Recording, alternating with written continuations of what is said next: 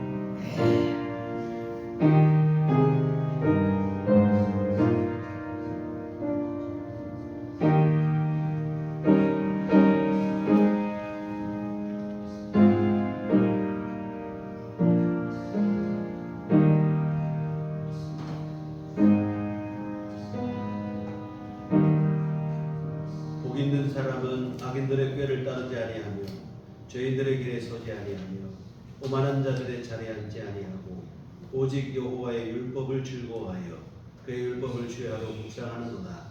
그는 시냇가에 심은 나무가 철을 따라 열매를 맺으며 그 잎사귀가 마르지 아니할 같으니 그가 하는 모든 일이 다 형통하리로다. 다 같이 자리 들어가셔서 찬송가 15장 찬송하시겠습니다.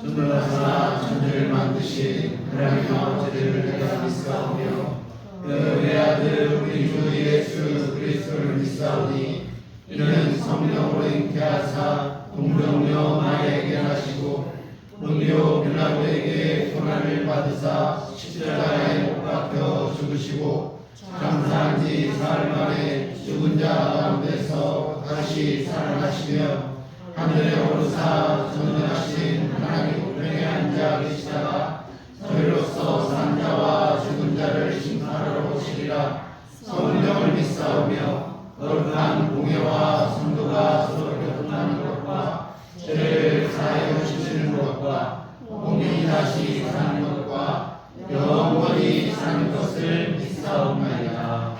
아멘. 상시 기록은 53번입니다.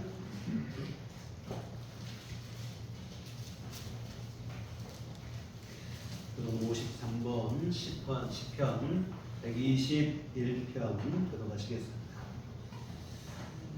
내가 산을 향하여 눈을 들리라. 나의 도움이 어디서 올까? 나의 도움은 천지를 지으신 여호와에게서 오다. 여호와께서 너를 실족하지 아니하게 하시며 너를 지키시는 이가 졸지 아니하시리로다. 이스라엘을 지키시는 이는 졸지도 아니하시고 주무시지도 아니하시리로다. 여호와는 너를 지키시는 이시라.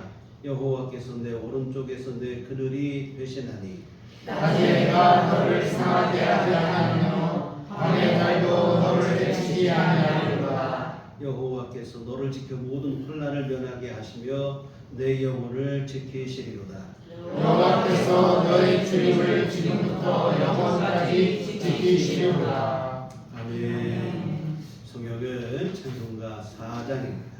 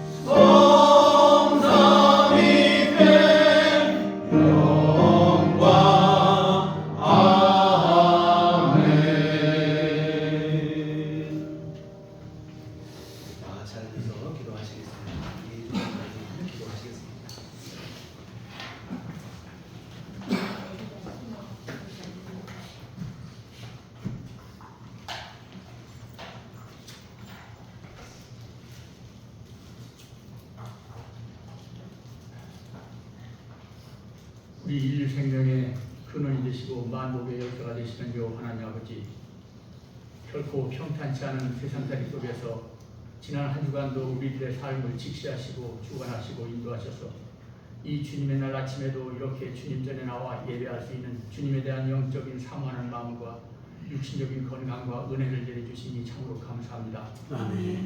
늘 바라옵기는 예배를 통하여 주님을 만나고 경배하는 이 자리에 우리들이 영육간에 화평하고 건강하고 충만한 심령과 육신으로 예배에 임하게 하여 주시옵소서.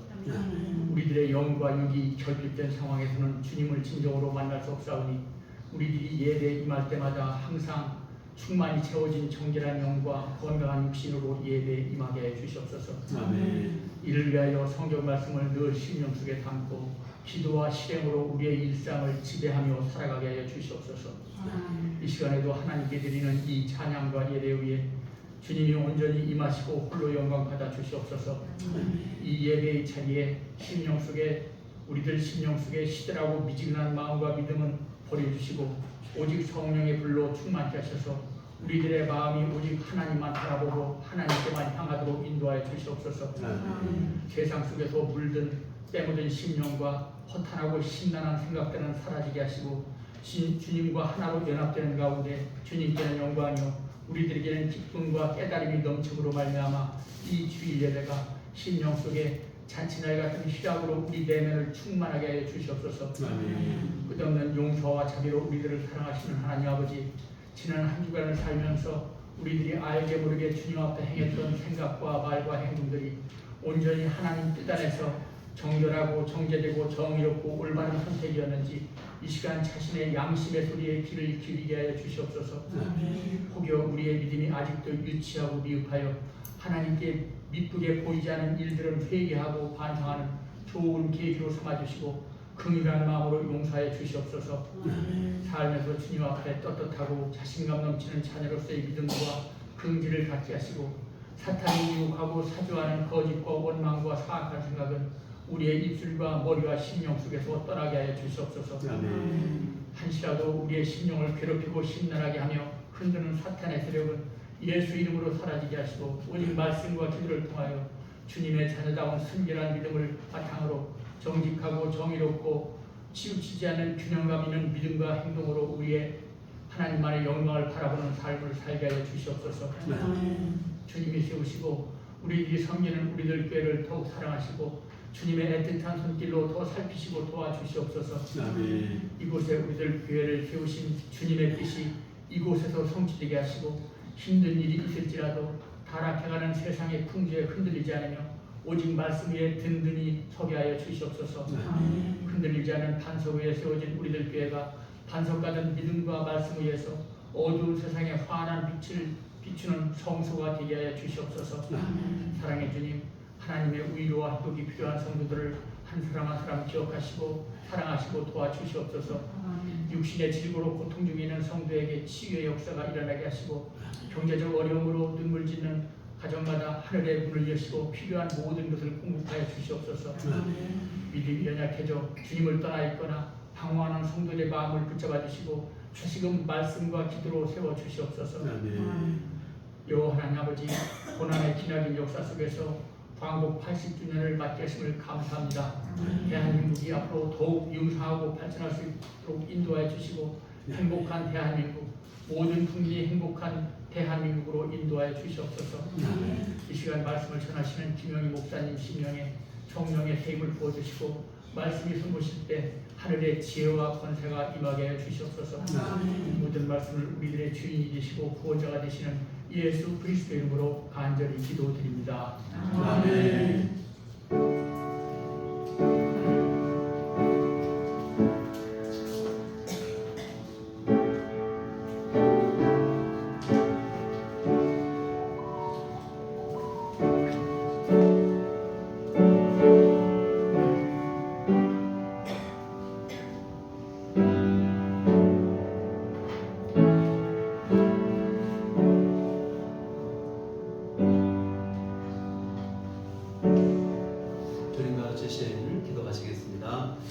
하늘에 계신 우리 아버지여, 이름이 거룩히 여김을 받으시오며 나라의 마옵시며 뜻이 하늘에서 이루어진 것 같이 땅에서도 이루어지리라.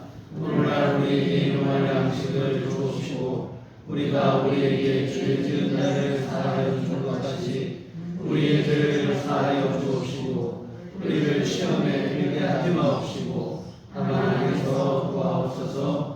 내게 나라와 권세와 영광이 아버지께 영원히 있사옵나이다. 아멘. 이 시간 읽어주신 하나님 말씀 구약성경 에스겔 3장 16절에서 마지막 27절까지 말씀 보시겠습니다. 구약성경 에스겔 3장 16절에서 27절, 제가 가지고 있는 성경은 구약 1154쪽에 기록되어 있습니다. 한 목소리로 합독하시겠습니다.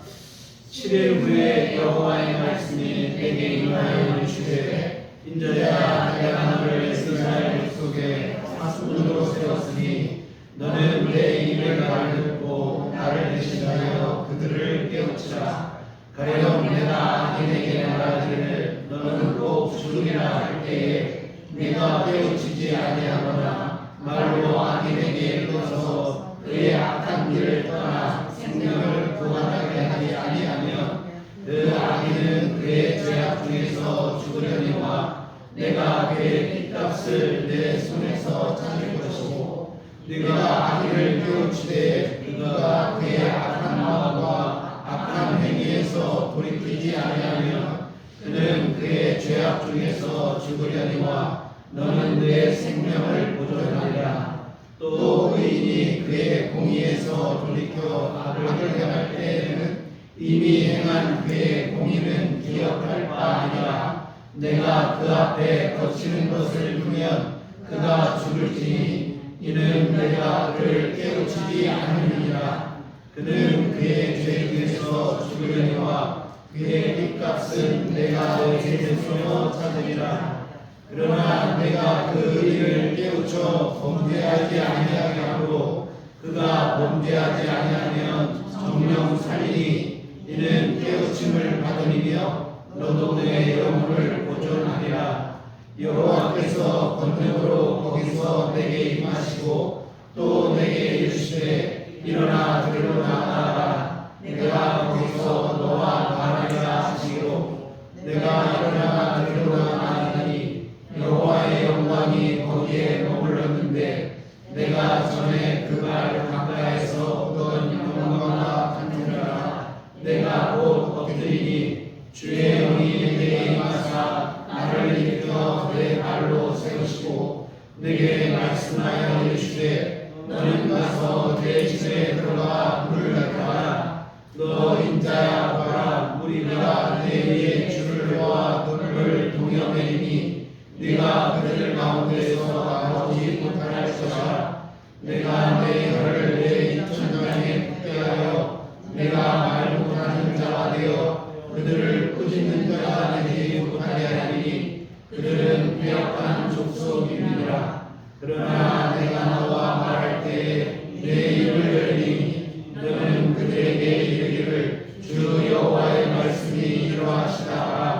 들을 자는 들을 것이요 듣기 싫은 자는 듣지 아니하리니 그들은 반역하는 족속이니라. 아멘. 이 시간 오늘 본문의 말씀을 가지고 내가 들에서 너와 말하리라 하는 제목으로 김영희 목사님이 말씀을 하실 때에 한 우리의 시간 되시기를 소원합니다. 네.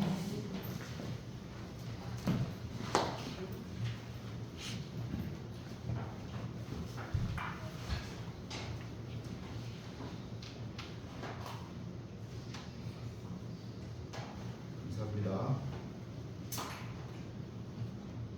목사님이 설교 준비를 하셔가지고 상당히 부담감을 가지고 이 자리에 섰습니다. 사실은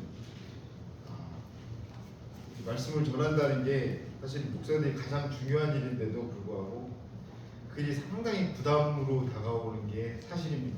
근데 잘못 전하면 이상하게 되고 모두가 살수록 서로 간에 같이 사랑으로 좋은 관계가 되어야 되고 또 하나님의 살아있는 말씀을 전한다는 것 자체가 큰 영광임에도 불구하고 한 인간이 나약한 부족한 인간이 그 말씀을 증거한다는 것 자체가 사실은 부담이 되는 건 사실입니다. 지난 일주일 동안 잠도 못 자고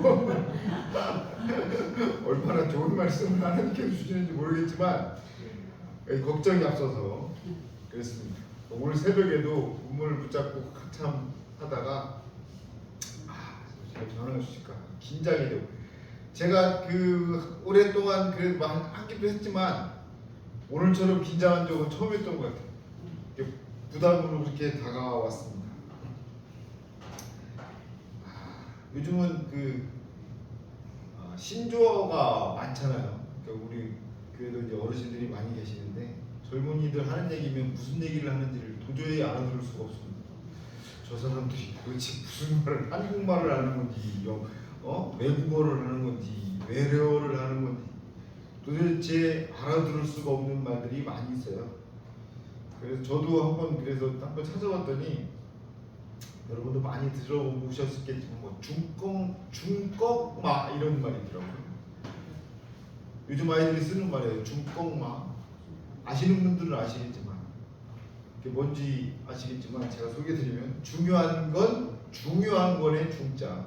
중요한 건 꺾였는데도 그 꺾이지 않는 마음 그걸 중꺽마라고 요즘 사람 젊은 세대들이 표현을 한다고 해요.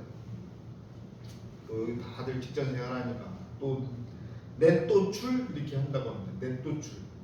내또출은 뭐냐면 내일 또 출근이야 이런 거. 어렵죠. 우리가 알아들을 수 없는 말이에요. 젊은이는 꾸액이라고 하는 거예요. 꾸액. 이거 무슨 말이야? 도대체 알아도 못 알아들을 것 같은데 이거는 자기네들끼리 대화하다가 후회해라고 하는 말을 듣는 대로 후회 이렇게 들으니까 그거를 꾸액 이렇게 들으면 그래서 그렇게 이야기를 한다는 거예요. 또 복복복이라고 하는 말들이 있답니다. 복복복 이렇게 얘기해요. 이게 무슨 말일까? 그랬더니 그거는 그래도 복자가 들어가서 그런지 모르겠지만 사랑스럽게 쓰다듬을 때 그런 이야기를 한대요. 복복복. 옆 사람은 이렇게 쓰다듬으시면서 복복복 한번 해보세요. 옆 사람이 쓰다듬으시면 사랑스럽게 쓰다듬으셔야 돼요. 거칠으시면 안 됩니다. 예. 몇 달 전에 이제 남부 지방의 산불, 동해안으로 지나가는 산불, 그걸로 인해서 사상난도 많이 나고 많은 피해들을 입었습니다. 또 이번에 장마가 끝났다고 일기예보에서 전했는데도 불구하고 비가 너무 많이 와서 많은 사람들이 희생이 되고 많은 사람들이 죽기도 했어요. 사실 이런 것들은 불 보시면 알겠지만 요즘 인터넷이나 TV나 영상으로 너무 잘 나왔으니까 불들이 막 날아다니잖아요. 살아서 날아다닙니다. 이 동네에서 저 동네로 날아다니고 이 산에서 저 산으로 날아다니고 또 비가 왔을 때도 똑같이 마찬가지로 산 전체가 움직인다고 그러잖아요. 마을 전체가 뭐 지리산 그쪽은 마을 전체가 전부 다 뭐 쓸려 내려갔을 정도로, 그리고 뭐 도로 한복판에 막 큰 바위나 뭐 전봇대나 큰 나무들이 쌓여 있는 것들을 볼 때 정말 무섭다라는 생각을 하게 됩니다. 또 요즘 또 아까 말씀드린 것처럼 그런 유행어뿐만 아니라 요즘은 또 정치적으로 또 많은 이야기들을 하는 게 뭐냐면 화무 11홍이라고 하는 이야기를 하고 건불 3년이라고 합니다. 건불 10년이었다가 이제 건불 3년이라고 이야기를 해요. 화무 11홍이라고 하는 거는 꽃이 10일 붉을 리 없다라고 하는 거예요. 꽃도 이제 오래 가는 꽃이 아닌, 꽃이 한번 화려해도 언젠가는 꽃 지게 돼 있다는 거죠. 또 건불 3년이라고 하는 것도 자체도 권력은, 가진 힘은 3년을 가지 못한다라고 하는 이야기들이 요즘 많이 들리는 이야기 중에 하나인 것 같습니다. 이런 걸 보면 우리의 그 여정이라고 하는 것, 삶의 여정이라고 하는 것은 어떻게 보면 앞을 볼 수 없는 자욱한 안개가 우리를 가로막고 있는 것 같은 그런 속에서 우리가 운행하는, 차를 운행하나 배를 항해하나 이런 상태인 것 같죠. 그러고 보면 우리가 이 모든 것들을 보면 앞을 볼 수 없는, 우리가 공통적으로 나타나는 것이 그거잖아요. 앞을 볼 수 없다는 거예요. 앞날을 알 수 없다는 거죠. 내가 가는 것 같지만 나를 인도해주고 나를 이끌어주고 있는 그 빛이 없다면 내가 가는 그 길이 아마 잘못된 길일 것이고 헛된 길이 된다는 것을 말해주지 않을까, 이런 생각을 해보게 됩니다. 이런 역사적인 이 사건들, 또 일례에 일어나는 사건들 속에서 우리가 깨우쳐야 될 게 무엇일까라고 하는 것들을 고민을 해보니까 그러면 그 속에서 우리가 읽어낼 수 있는 게 무엇이 있을까라는 것을 생각해 보게 됐어요. 그래서 여기에 왜 우리가 그렇다면 우리는 그 빛을 찾기 위해서 나가야 되는데 그 빛을 우리가 무엇에서 찾을 수 있을까라고 하는 생각을 해보게 됐습니다. 그것은 우리가 어떤 그 지혜로나 우리가 어떤 알고 있는 것으로나 알 수 있는 것이 아니지 않을까. 그럼 믿는 사람들은 어떻게 해야 될까? 그때 할 수 있는 질문이 우리는 하나님의 음성을 들어야 되겠다. 하나님의 말씀을 우리가 들어야 그 안에 해답이 있지 않을까 생각을 하게 됐습니다. 그러니까 그 음성을 들어야 하나님의 지시가 무엇이고, 그 지시가 아니면 우리도 앞에 있는 이야기한 것처럼 잘못된 많은 어려움들이 우리 앞에 다가오는데 그것을 헤쳐나가지 못하는 경우가 생길 수 있기 때문이죠. 우리가 우리 인생의 항로를 어떻게 보면 잘못된 방향으로 갈 수밖에 없는 그런 일을 저지를 수밖에 없지 않을까 생각이 됩니다. 그렇다면 왜 우리는 하나님의 음성을 들어야만 됩니까? 왜 그 음성에 귀 기울여야 하는 것이죠? 이 질문에 답하기 전에 우리가 종종 오해하고 있는 생각들을 한번 해봐야 됩니다. 기독교인으로서 하나님을 삶의 중심으로 모시고 살아가고 있다고 생각하며 사는 것이 우리 믿는 사람들의 삶의 모습일 것입니다. 신앙 안에서, 믿음 안에서 살아가고 있다고 우리 또한 스스로 자부하고 있기도 합니다. 예수의 이름으로 행하기 때문에 나의 행동이 자유롭다고 생각도 합니다.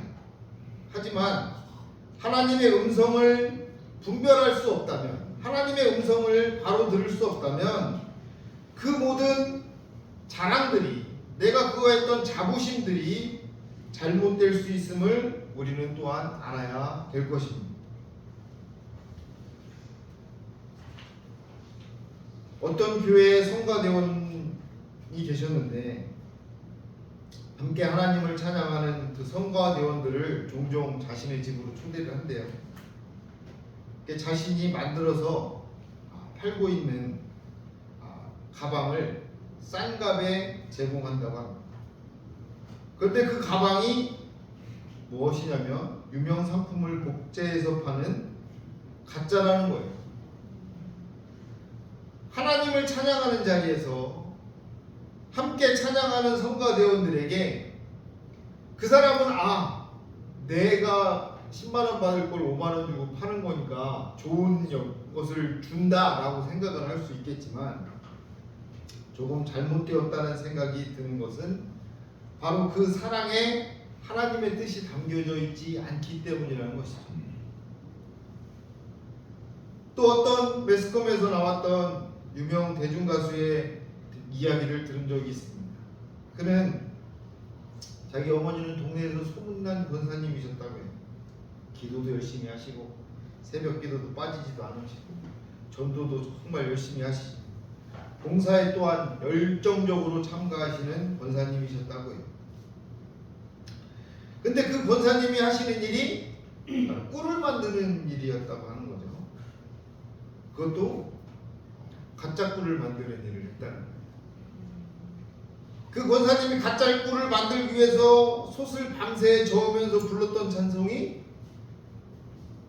내 주를 가까이 하게 함은, 이런 찬송을 불렀다고 해요. 그 가수는 그런 자신의 어머니를 정말 열정적으로 사시는 화통한 어머니로 표현을 하고 있었습니다. 그 매스컴에서 모두가 그런 세상에서 먹고 살기 위해서 믿음 좋은 권사와 가짜 꿀 장수로 살아했던 삶의 척박함을 시대의 아픔으로 그냥 두리뭉실 웃어 넘어가고 있었던 걸 볼 때 정말 화가 많이 났습니다. 도덕적으로 윤리적으로 완벽해져야만 하나님의 음성을 따라 사는 삶은 아닙니다. 삶의 순간순간마다 하나님의 뜻을 구하는 삶이 우리에게 있어야 한다는 것이죠. 우리가 하나님의 음성을 귀 기울여야 하는 그 이유는 바로 하나님께서 우리에게 말씀하시기를 원하고 계시기 때문인 겁니다. 성경은 하나님의 뜻과 인간의 응답으로 이루어진 신앙인의 역사입니다. 때로는 불순종과 배반이 담겨져 있지만 그럼에도 불구하고 하나님은 사랑으로 감싸시고 덮어주시는 뜻을 가지고 있기 때문에 우리는 다시 한번 하나님 앞에 나아갈 자격을 얻게 되는 것이죠. 회개하고 나온 자들을 품으시고 용서하시는 하나님의 은혜 가운데 살던 주의 백성들은 또 다시 죄와 타락의 길을 걷게 되고 또 다시 이를 돌이키시는 하나님의 음성이 울려 퍼지고 그 소리를 듣고 달려온 백성들의 회개가 순환되는 역사가 바로 성경의 내용인 겁니다. 그 성경을 통해서 우리가 알 수 있는 것은 하나님은 우리의 타락과 죄 앞에서 우리를 애타게 부르고 계시다고 하는 것이죠. 얼마 전에 목사님이 강해 설교를 하셨던 열왕기서를 저도 다시 한번 목사님이 이제 강해 설교를 하실 때마다 다시 한번 되돌아보고 했는데 공통점을 찾았어요. 저는 거기를 보면서 계속 공통점을 찾았는데 그 하나가 뭐냐면 그 이스라엘 왕들이 유다의 왕들이 계속 저질러 왔던 일들을 반복하고 있다고 하는 거예요. 산당을 해체하지도 않고 악행을 행하고 그 일들을 매번 왕들이 짧은 몇 개월의 왕도 있었지만 몇십 년의 왕들조차도 똑같은 일들을 반복하고 있었다는 거예요. 그럼에도 불구하고 하나님은 끊임없이 그들에게 이스라엘 민족에게 끊임없이 바른 길로 가야 된다라고 하는 것을 계속 주지시키고 계시다라고 하는 거죠. 사람이라고 하는 건 똑같습니다. 누구나 태어나서 죽을 때까지 가는 동안에 잘못 안 하고 무결하고 흠결 없이 살아가는 사람은 한 명도 없어요. 하지만 하나님의 역사는, 구원의 역사는 그런 사람의 여정 속에 개입하셔서 그들을 꼭 붙잡고 하나님 나라로 인도하고 계시다라고 하는 것이죠. 그게 큰 하나님의 말씀이지 않을까, 우리는 그렇게 믿어야 할 줄로 믿습니다. 요즘 뭐 하도 많은 이야기들이 나오는 것 중에 하나가 뭐 오방신 이야기도 나오더라고요. 그리고 통일교 이야기가 나옵니다. 신천지 이야기가 또 나와요. 무속도 나오고요, 사이비도 나오고요, 이상한 이단들까지도 개입이 됐다고 하는 매스컴의 이야기들을 많이 나와요. 그 속에서 정말 가슴 아팠던 건 기독교인들이 그리고 지도자인 목사들이 그런 것들을 눈 감고 있었다고 하는 것이 가슴이 아픈 거예요. 그래서 저는 제 친구들 목사들한테도 얘기하는 거, 이거는 목사들이 전적으로 회개를 먼저 해야 된다. 목사들이 그거를 선지자 입장에서 바로 잡지 않고 그것을 방관해 버렸으니 이런 일들이 우리나라에 비일비재하게 그것을 탐하고 벌어지고 그걸 이용해서 더 많은 세력들을 확장해 나가고 있지 않는, 정통 기독교라고 하는 사람들이 그것을 바로 잡아주지 않고 있으니 아무 이야기도 하지도 않고 침묵하고 있으니까 그런 일들이 벌어지지 않을까 하는 생각을 가지고 또 친구 목사들한테도 이야기를 했는데 제 말이 다 옳다는 건 아니에요. 근데 그거는 그런 방향으로 가야 되지 않을까 싶은 생각이 있는 거죠. 그렇게 되니까 그런 그 사단이나 무속이나 이단들이 자기네들의 세력을, 권력의 등을 얻고 퍼치고 힘을 확장해 나가고 하는 이런 때에 우리는 더욱 깨어 있어야 되지 않을까 하는 생각을 가지게 됐던 거죠.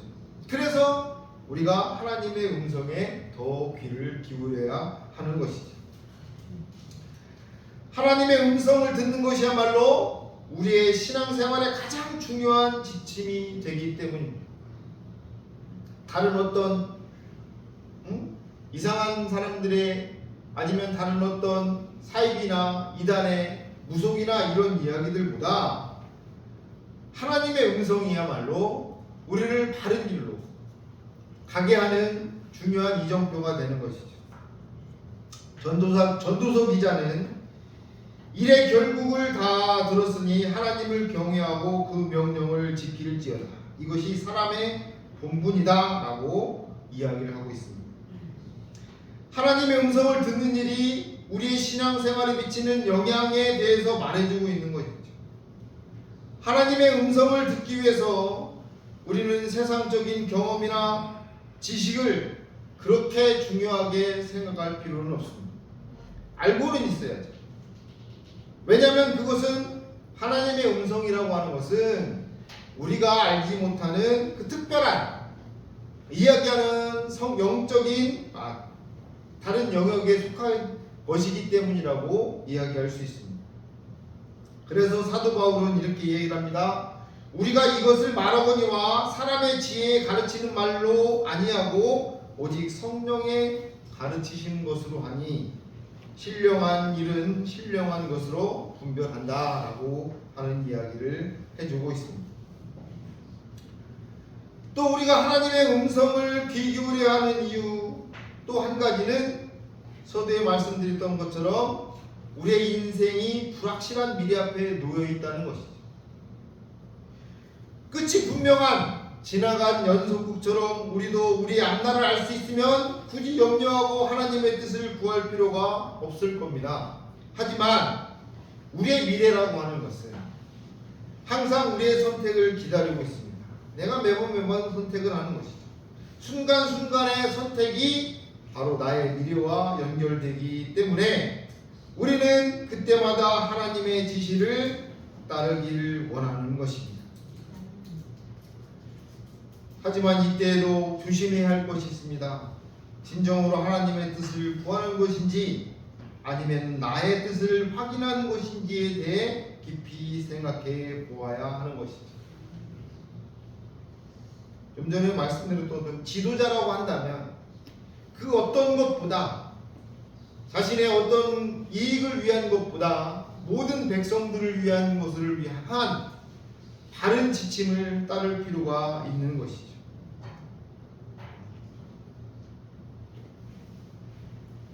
많은 경우 우리는 내가 정해놓은 뜻에 하나님께서 확인 도장을 찍어주시기를 원합니다. 그것은 어떻게 알 수 있습니까? 바로 하나님이 안 돼라고 하실 때 그 말씀에 순종할 준비가 되어 있는가를 물어보면 됩니다. 내가 계획하고 좋은 기회를 찾다고 생각했는데 그 길로 가면 분명히 성공이 보이는데 근데 이상하게 하나님이 막으실 때 이건 하나님이 막으시는구나. 내가 포기할 수 있는 준비가 되어 있느냐를 생각해 보면 되는 겁니다. 만약 그렇지 못하다면 우리는 여전히 하나님의 음성을 들을 준비가 되지 않은 것이라고 볼 수 있는 것이죠. 성경에는 많은 사람들이 하나님의 음성에 귀를 기울였습니다. 하나님의 음성을 선지자들처럼 하나님의 음성을 직접 듣기도 했습니다. 때로는 선지자나 예언자의 음성을 통해서 우리에게 들리기도 했습니다. 또한 꿈과 환상을 통해서 들려오기도 했습니다. 때로는 천사를 통해서, 상징물을 통해서, 동물이나 다른 계기를 통해서 들려오기도 했습니다. 하나님의 음성이 울려 퍼지는 방법은 다양하지만 그 상황에는 공통점이 있습니다.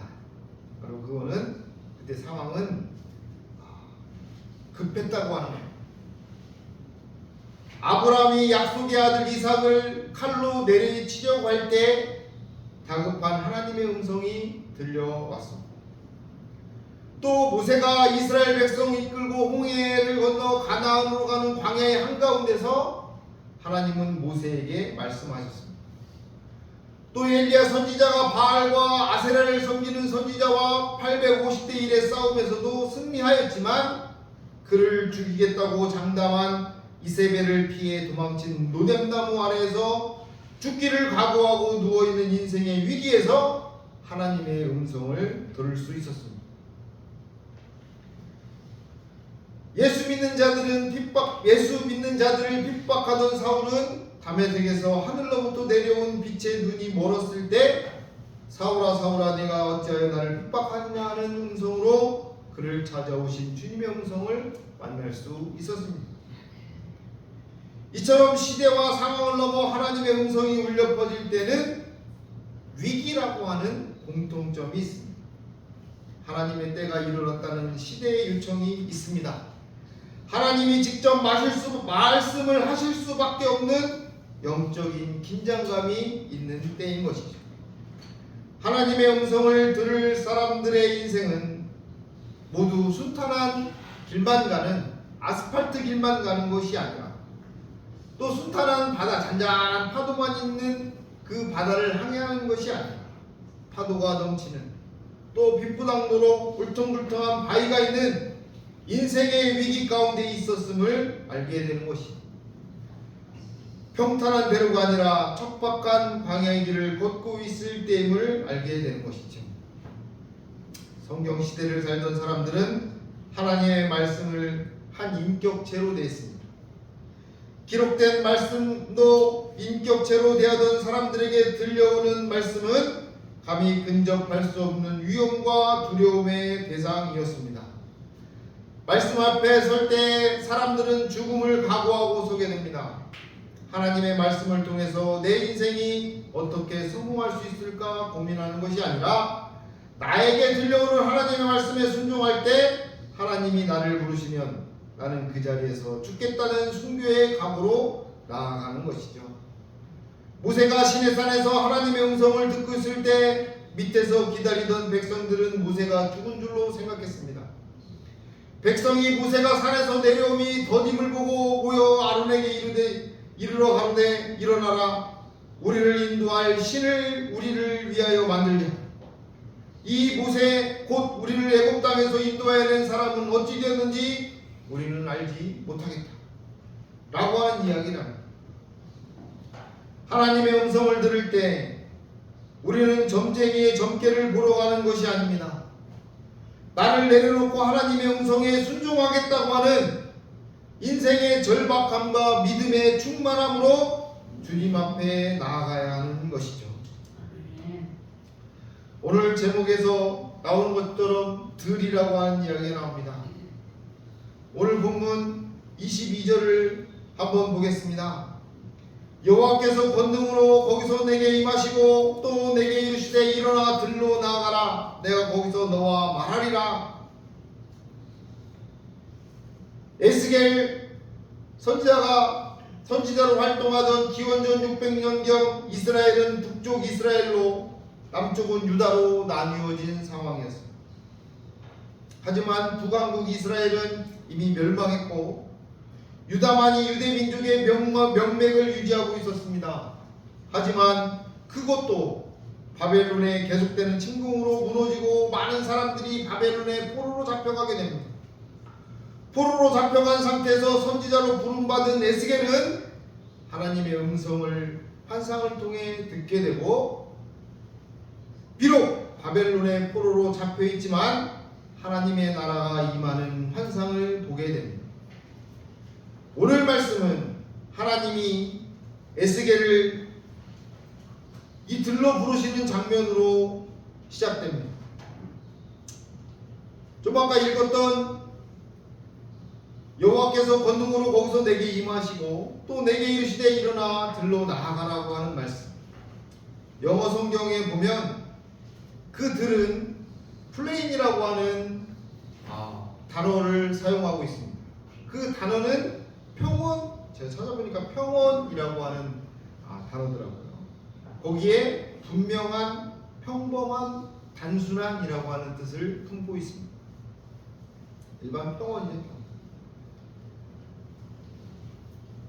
그렇다면 이 평온의 의미는 무엇일까? 왜 그쪽으로 나아오라고 하나님께서는 왜 우리한테 그 에스겔한테 이야기를 했을까?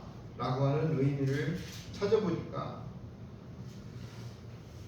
평온이라고 하는 것은 다른 여러 가지 제약들이 주변에 날 감싸고 있는 다른 것들이 아닌 하나님만 바라볼 수 있는 곳이구나 라고 하는 것을 깨닫게 됐습니다.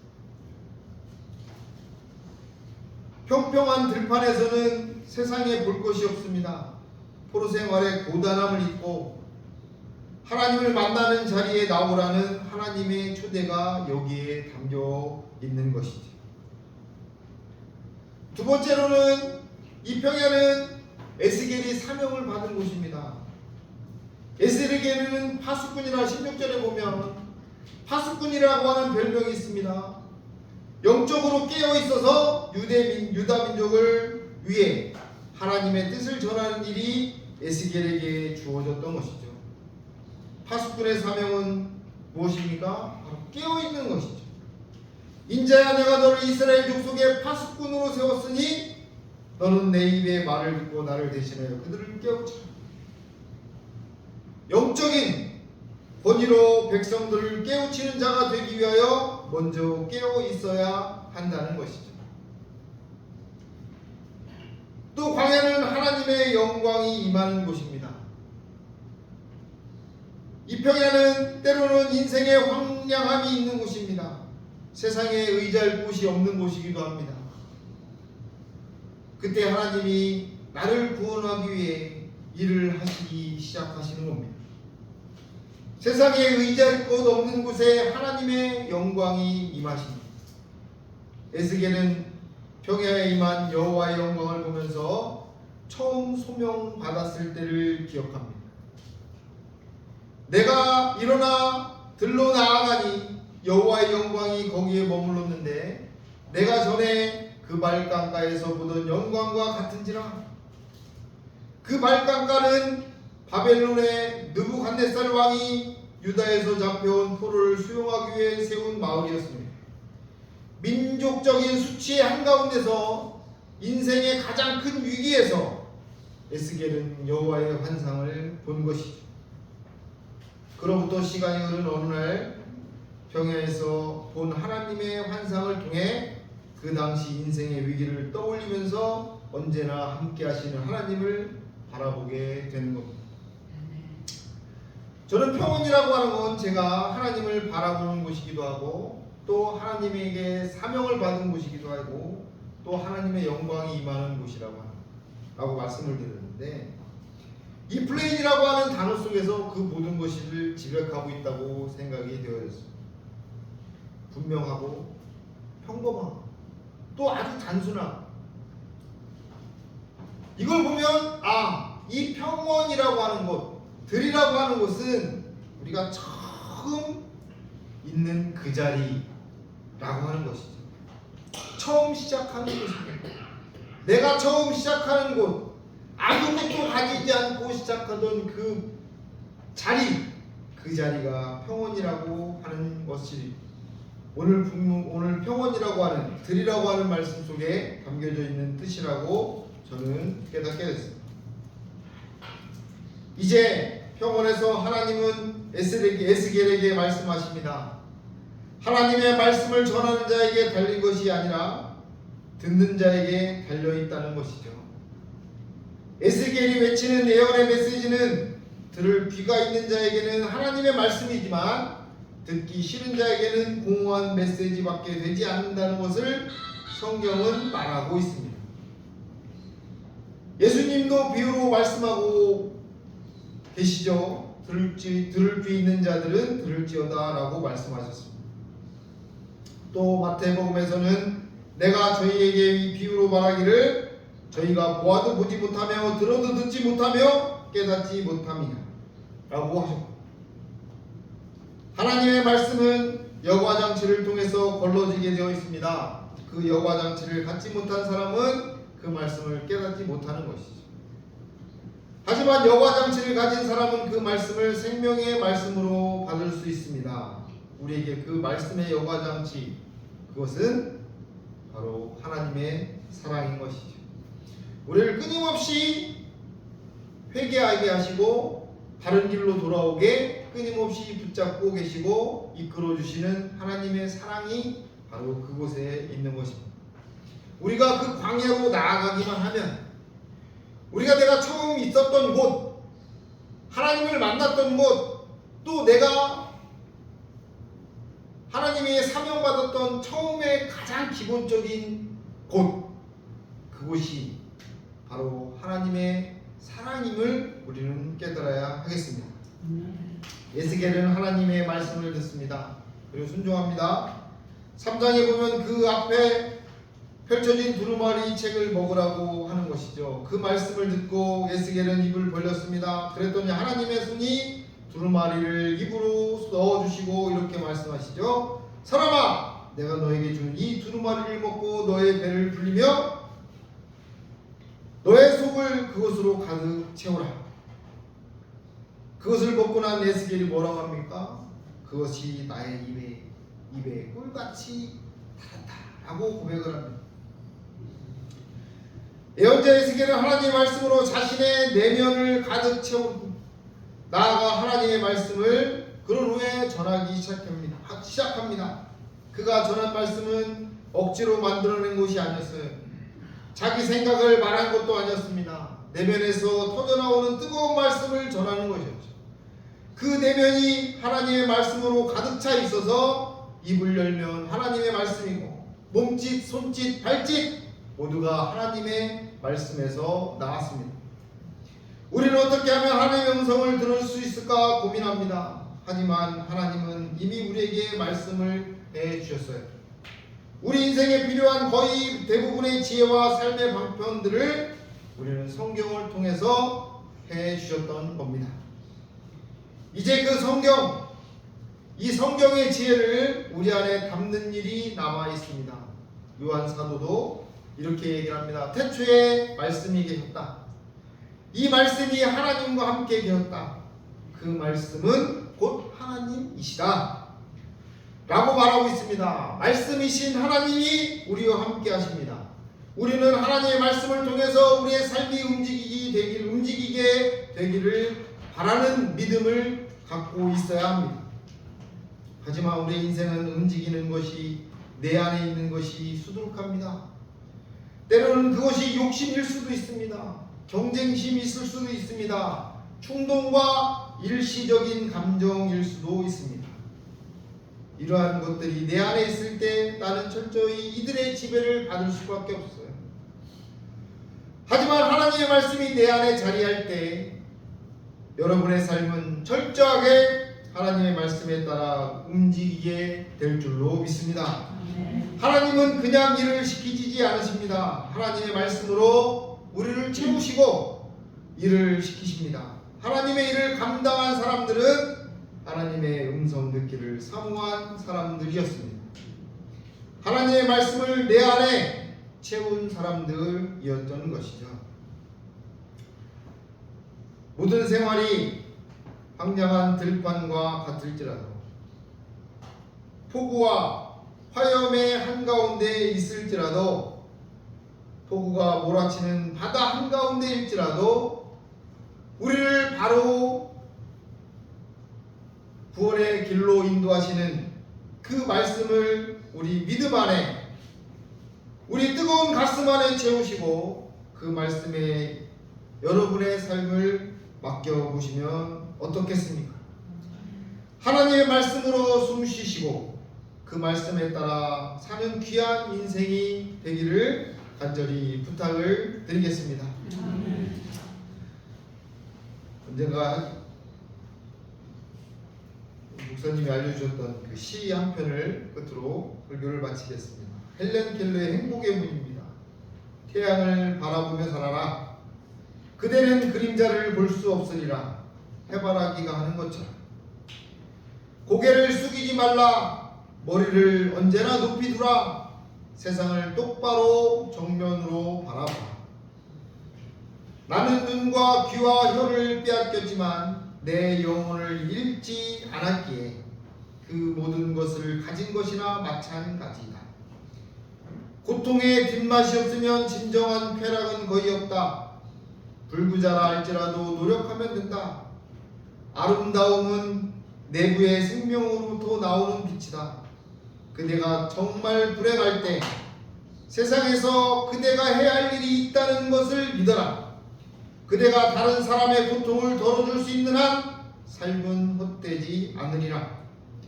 행복의 한쪽 문이 닫히면 다른 쪽 문이 열린다.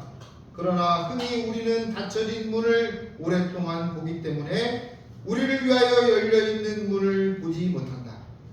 세상에서 가장 아름답고 소중한 것은 보이거나 만져지지 않는다. 단지 가슴으로만 느껴질 수 있다. 기도하시겠습니다. 교회를 통하여 지금도 일하시는 예수님을 찬양합니다. 그리스도의 몸된 교회를 통하여 복음을 듣습니다. 생명을 얻습니다. 위로를 얻습니다. 소망이 있음을 확인시켜 주시니 감사합니다. 십자가를 바라보면서 무감각하게 지나는 우리의 잘못을 용서하시고 십자가를 바라보면서 말씀하시는 주의 음성을 듣지 못함을 용서하시고 십자가를 바라볼 때 예수님의 눈물을 느끼게 하시고 예수님의 애타는 마음을 느끼게 하시고 우리를 구원하시는 하나님의 능력을 경험하게 하여 주시옵소서. 우리가 모인 믿음의 공동체가 평안하게 하시옵소서. 우리 안에서 하나님의 임재를 경험하게 하여 주시옵소서. 하나님의 능력을 경험하게 하여 주시옵소서. 하나님의 영광으로 가득하게 하여 주시옵소서. 우리의 짧은 지혜를 자랑하지 않게 하시고 십자가의 능력이 가득하게 하여 주시옵소서. 교회의 머리가 되시며 예수 그리스도를 만나는 영적인 체험이 있는 시간이 되게 하여 주시고 하나가 되게 하시며 하나님의 능력을 경험하게 하여 주시옵소서. 이로 인해서 막힌다며 멀어지고 하나가 되게 하시는 십자가의 능력을 체험하는 예배가 되게 하여 주시옵소서. 교회의 머리가 되시는 예수님의 이름으로 기도합니다. 아멘.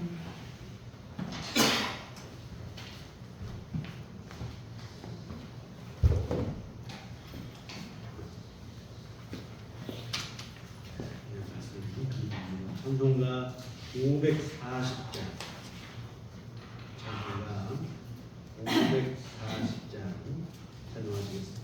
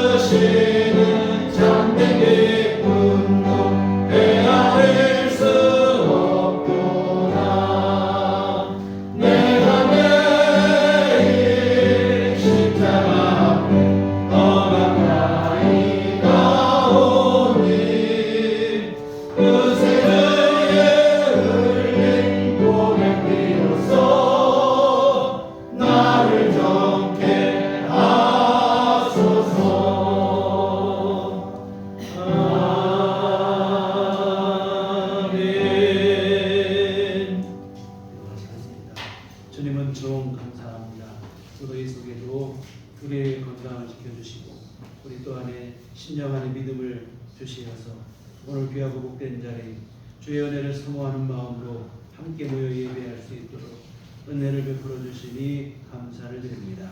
우리 하나님의 크신 사랑하심 그 크신 은총 감사하며 주 앞에 이 헌금을 드립니다. 하나님 아버지 기뻐 받으시고 하나님의 뜻을 이루도록 복을 내려 주시옵소서. 오늘 정성껏 헌금을 드리고 몸과 마음과 시간을 바쳐 예배한 모든 심령들을 더욱 기뻐하시며 한량없는 주님의 은총을 베풀어 주시어 늘 주 안에 거하게 하시고 하나님의 인도하심 속에서 주의 귀한 말씀을 들으며 그 말씀으로 힘을 얻고 그 말씀을 삶의 표준으로 삼아 하나님의 뜻을 이루며 약속하신 은혜를 받아 누리는 귀한 삶을 살아갈 수 있도록 주께서 도우시고 하나님 함께하여 주시옵소서. 아버지여 이 시간 간절히 구하옵기는 무더위가 연일 계속되고 있고 앞으로도 이 기세가 끊이지 않고 있지만 그러나 더욱 분명한 것은 우리와 영원토록 함께 하시겠다 하신 하나님의 귀한 약속이 더욱 분명하오니 우리 주님의 함께 하심과 우리를 도우시고 인도하고 보호하시는 그 은혜를 의지하여 잘 이겨낼 수 있게 하시고 우리 주어진 삶을 힘있게 잘 감당해 나갈 수 있도록 주께서 도우시고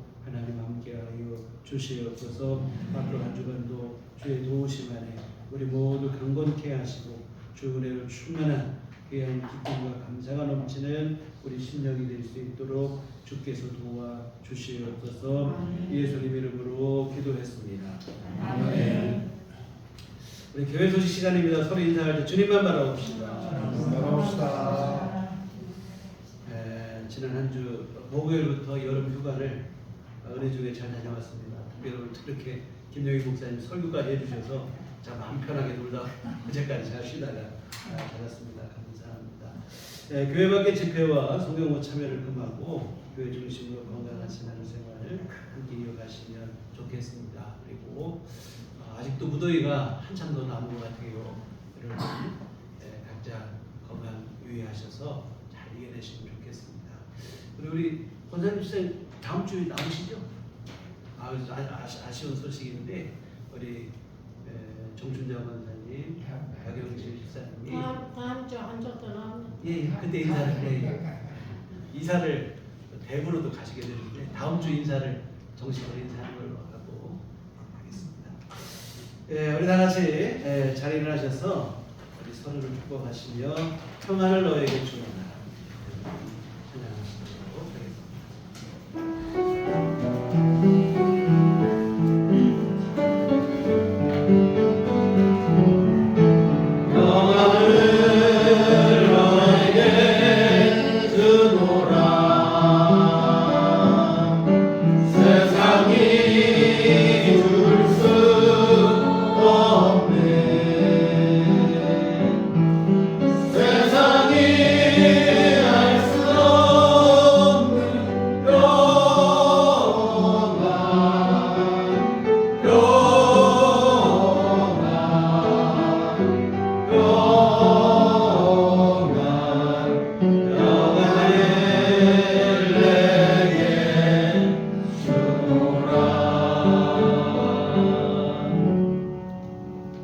오직 성령이 너희에게 임하시면 너희가 권능을 받고 예루살렘과 혼유대와 사마리아와 땅끝까지 이르러 내 증인이 되리라.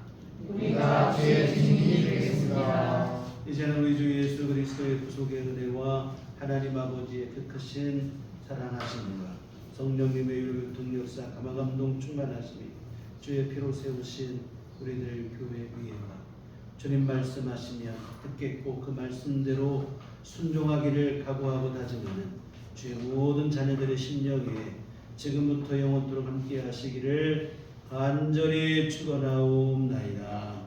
아멘.